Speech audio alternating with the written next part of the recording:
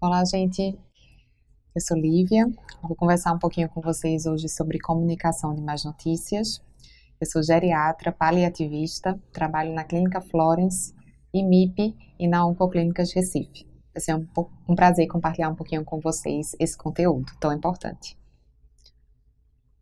Então, os objetivos da aula é sobre o porquê de comunicar uma notícia, a comunicação com o paciente e a comunicação com a família. É um tema bastante rico, difícil condensar em uma aula de 60 minutos, mas tentarei ser o mais objetivo possível.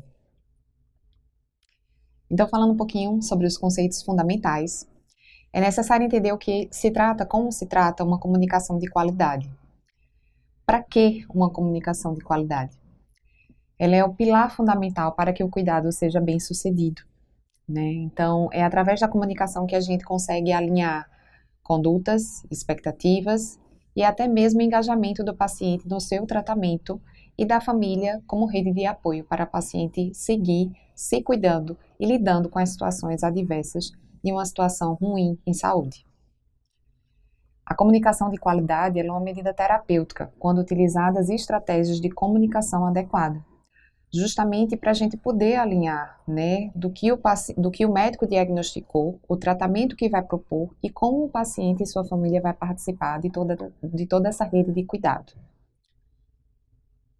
Ela também se faz necessária por ser um mecanismo de identificação de problemas com maior precisão.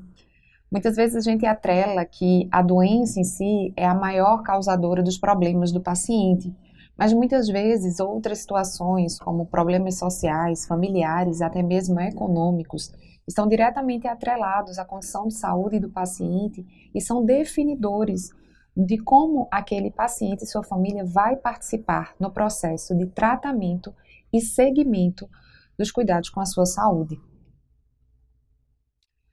A comunicação de qualidade, ela também é um instrumento que traz tanto a paciente quanto a família e também os profissionais de saúde uma maior satisfação na recepção dos cuidados. Então, aquele que está recebendo o cuidado, ele se sente melhor, a família se sente mais segura por entender que o profissional está conseguindo alinhar conduta com comunicação e entendimento. E para o próprio profissional que entende que a família e o paciente entendendo as perspectivas e os caminhos que devem ser seguidos para conduzir o tratamento, traz também uma satisfação pessoal de que seu trabalho está sendo bem realizado. E traz uma redução do estresse psíquico consequentemente.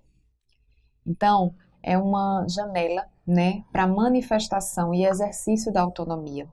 Então, a partir da compreensão daquilo que está sendo dito, do entendimento do que deve ser feito, não só por parte do profissional, mas como do paciente em si, pois ele é o protagonista daquela linha de cuidado, né? Ele é o ator principal. Isso faz com que o paciente manifeste mais e respeite mais sua autonomia, assim como o próprio profissional. Então, quando a gente fala no ato de comunicar, a gente sempre vai ter a figura do transmissor da informação e a figura do receptor da informação.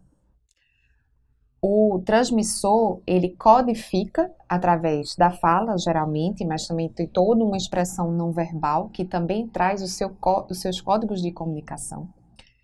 E o receptor vai decodificá-la. Então, não quer dizer necessariamente que aquilo que foi comunicado, codificado, vai ser recebido, compreendido pelo receptor com a mesma intenção que o transmissor falou. Então, o processo de decodificação, ele depende de inúmeros fatores, né? Que não vai só apenas naquilo que é expressado. Tem que haver um entendimento por parte do seu grau de instrução, da sua condição social, da sua capacidade de compreensão daquilo que o transmissor falou. Então, a gente precisa, nós como profissionais de saúde, fazer chegar, transmitir ao paciente e à sua família o que realmente importa, para que ele, nesse contexto, possa manter os cuidados e direcionar os cuidados ofertados pelos profissionais da melhor forma possível. E a má notícia, que é qualquer informação que envolva uma mudança drástica na perspectiva de futuro, em um sentido negativo. Então, para além de uma comunicação, a gente vai falar sobre algo que vai ter uma repercussão negativa na vida do outro. Então, a gente tem que ter muita atenção ao que a gente fala, de como a gente se expressa e o que o receptor vai entender. Então, tem que ter todo um estudo, um preparo, uma técnica deve ser desenvolvida. A gente não pode ficar pensando que comunicação é apenas para os habilidosos, aqueles que têm dom de se comunicar. Vamos dizer, eu sempre fui uma criança muito tímida, sempre com vergonha, nunca fui aquela criança simpática, mas ao longo da minha formação profissional fui desenvolvendo técnicas que hoje eu digo que sou uma boa profissional em comunicação. E estou aqui dando aula a vocês sobre isso. Então, a gente tem como desenvolvê-las. Por isso que é importante a gente estudá-las. Por isso que as faculdades hoje em dia estão falando sobre comunicação. Porque é de extrema importância para o nosso dia a dia. Porque ela justamente vai alinhar, né, entre transmissor, nós, médicos, e o receptor, paciente e família, a identificação precisa dos problemas reais do paciente, como eu disse a vocês. Não quer dizer que o paciente sendo portador de uma doença grave, aqui e dali seja o seu pior problema.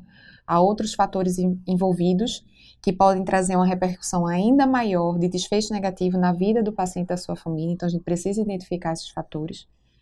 Pacientes se ajustam psicologicamente melhor ao poder exercer sua autonomia, como eu falei anteriormente. Quanto mais ele está engajado no processo, compreende o processo, mais ele vai poder participar e trazer resultados positivos, mesmo que os resultados do tratamento sejam negativos, mesmo que as respostas às condutas aplicadas tenham sido negativas, mas ele vai estar ciente de que aquilo era possível. Médicos com boas habilidades de comunicação têm maior satisfação e menos estresse profissional. Isso é fato. Nós vamos ter situações difíceis sempre nas nossas vidas.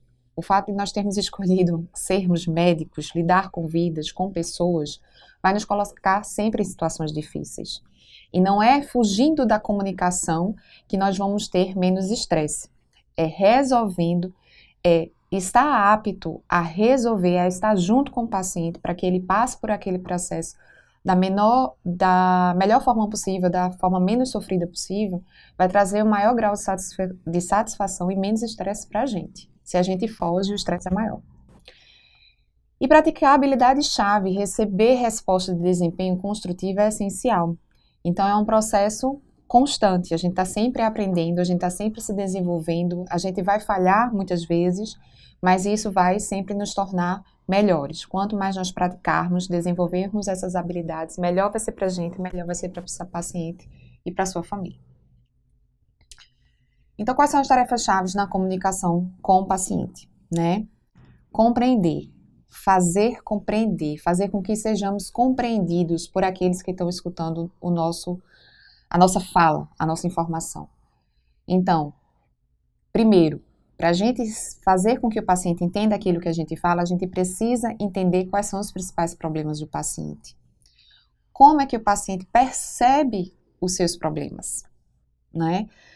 Não adianta a gente deduzir, pensar, né, interpretar que ele está entendendo assim, assim, assado, ou percebendo assim, assim, assado. A gente tem que saber como ele está entendendo. Então, a gente tem que perguntar sobre, para depois a gente complementar a informação. E quais são os impactos físicos, emocionais e sociais de tais problemas no paciente e também na sua família? E muitas vezes o paciente está mais preocupado com a repercussão que vai ter na sua família do que necessariamente em si. Então, as informações, elas precisam ser fornecidas sobre o que o paciente quer saber.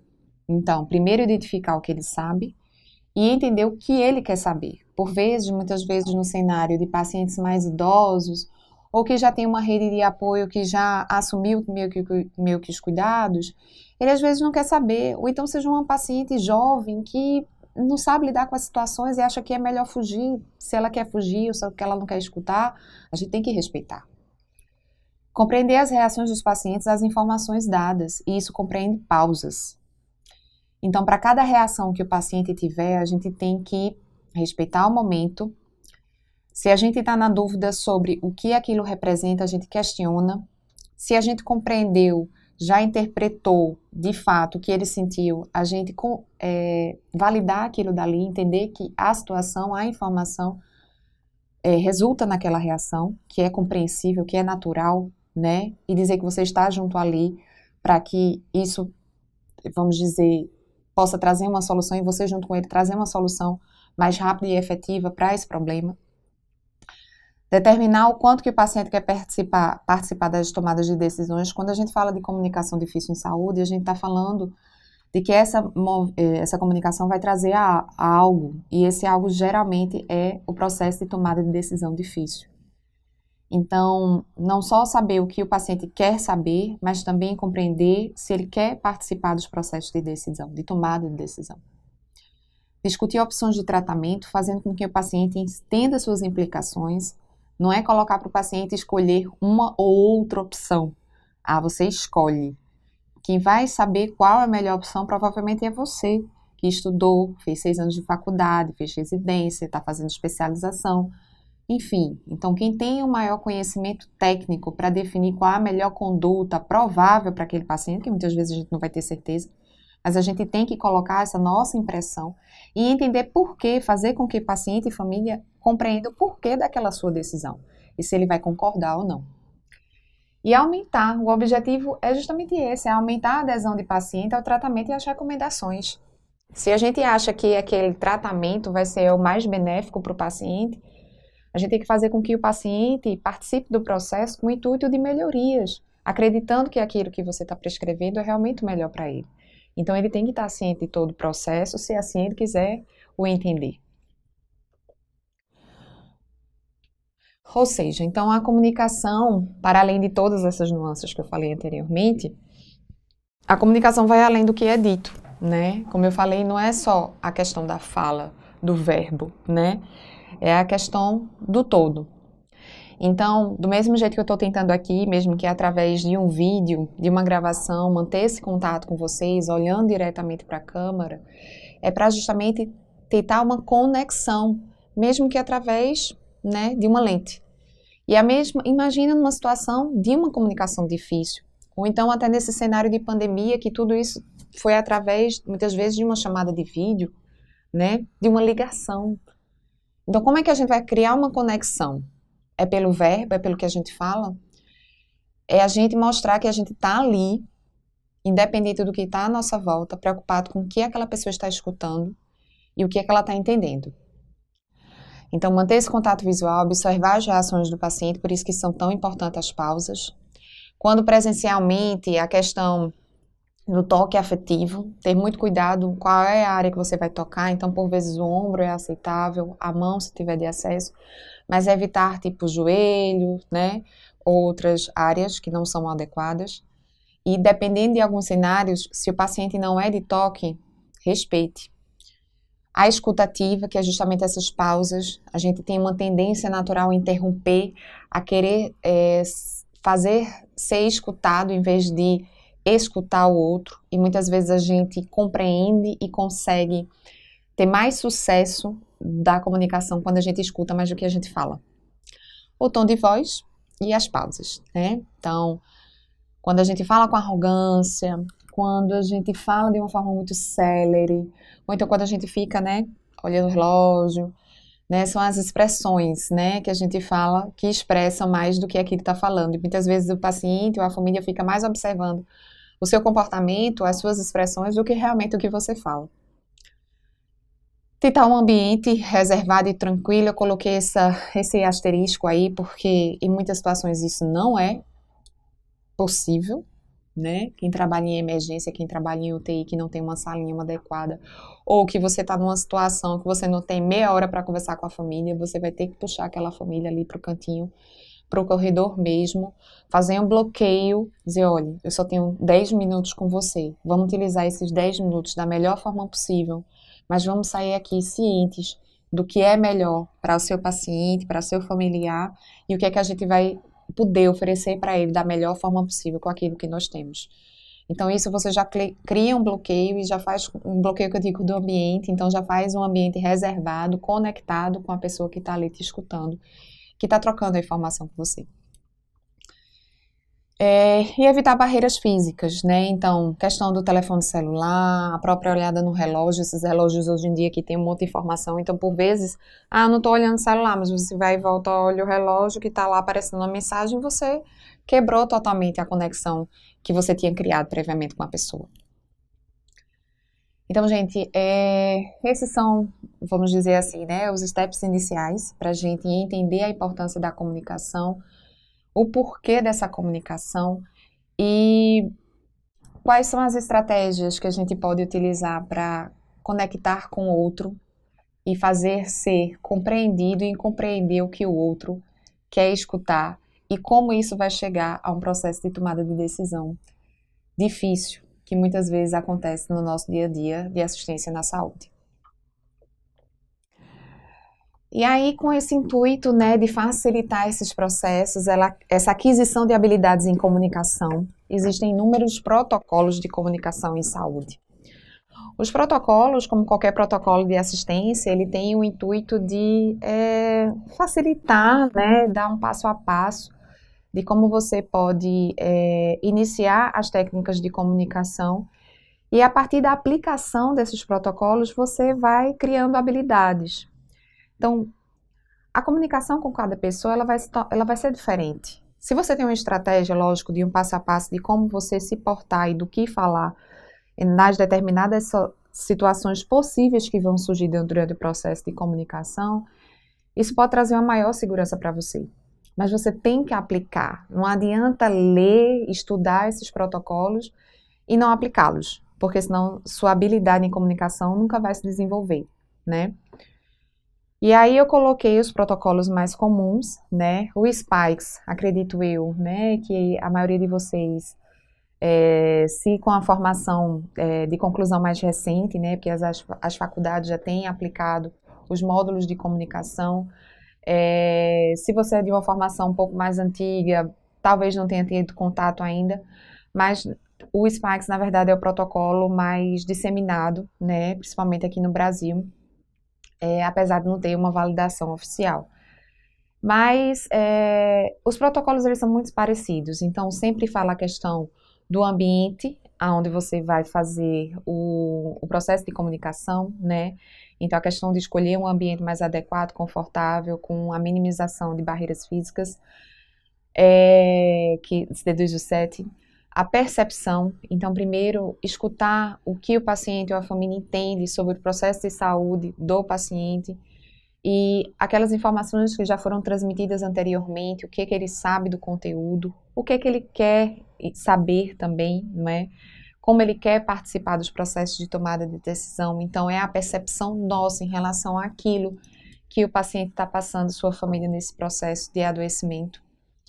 E aí, entendendo que é um paciente que quer participar, que quer saber, né, convidá-lo. Olha, pois é. Então, perante tudo isso que você já sabe, né, das novidades que vieram aí nos últimos dias, a gente precisa alinhar novas informações, compreender novos desafios, né, e como é que a gente, com essas novidades e, enfim, como é que a gente vai seguir nesse tratamento. Então, vamos conversar um pouco sobre isso. Eu tenho, muitas vezes, até sinalizar quanto tempo você vai ter para fazer esse tipo de comunicação. Olha, eu tenho aqui reservados para você 30 minutos. Então, vamos aproveitar ao máximo esse momento para a gente conversar, esclarecer as dúvidas e fazer essa introdução. E o knowledge, que quer dizer justamente a passagem da informação em si, né? Quando a gente vai ler o protocolo, ele sempre cita frases como infelizmente, apesar de tudo que você já sabe, eu tenho algo novo a te dizer, né? Então são frases amenizadoras, né, amortecedoras do conteúdo que está por vir.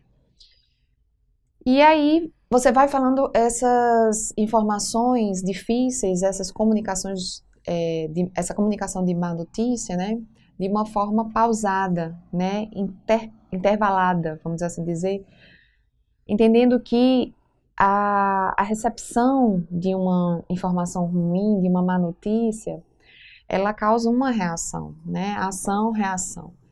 E aí, nesse processo, a assimilação daquilo que está sendo dito precisa ter um momento, né? Precisa ter conexões dentro do próprio cérebro.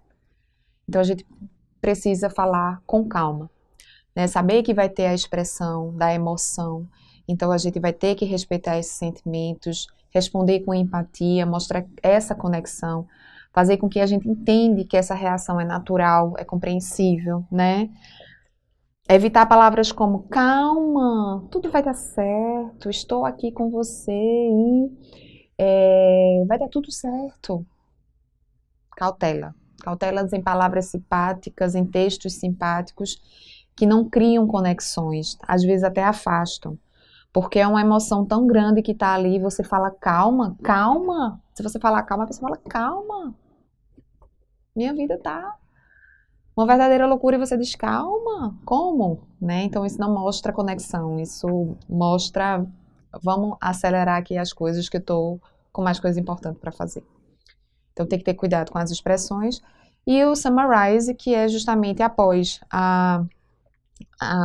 vamos dizer assim, acalmar, vamos dizer assim, né, estabilizar um pouco mais as reações, as emoções, a gente poder ver o que realmente o paciente compreendeu daquele momento. Por vezes, essa uma única informação é o suficiente para trazer uma repercussão de emoções tão grande que você vai ter que parar por ali. Mas sumarizar dizendo que, olha, eu entendo o quanto que essa notícia foi impactante para você, deve estar uma mistura, né, de sentimentos, de emoções, pensando no futuro e esse futuro como vai ser nesse novo contexto. Mas a gente está aqui contigo, né? Vamos tentar assimilar, conversar com quem você precisa, ler um pouco sobre, o que você tiver dúvida, eu estou aqui, né? A gente marca outro momento para a gente continuar, entender quais foram as tuas expectativas, o que gerou, quais as demandas novas que surgiram com essa informação. E aí a gente vai, né, fazendo essas conexões e ligações que são importantes para quem está passando por esse processo.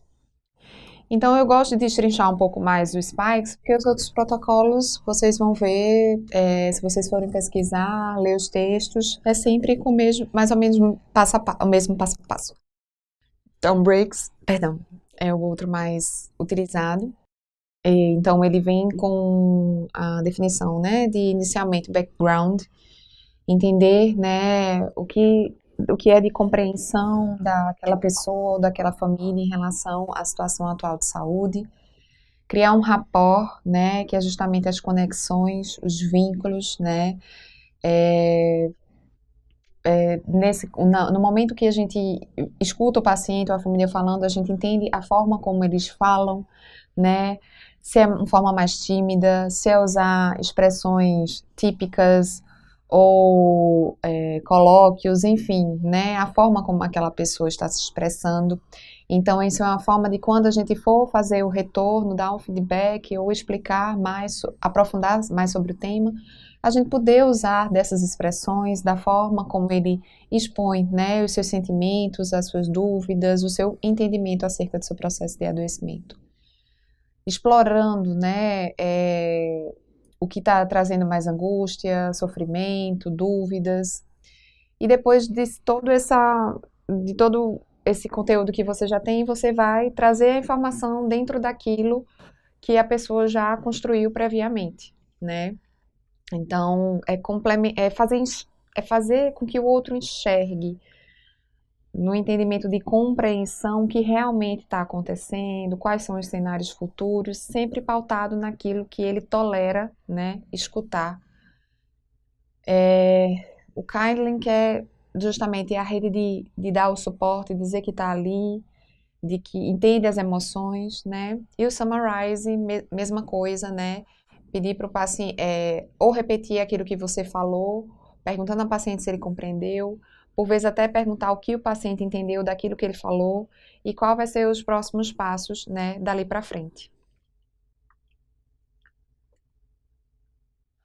O outro é o ABCDE, né? Então, Advanced Preparation, tempo adequado e privacidade, informações clínicas relevantes, preparar-se emocionalmente.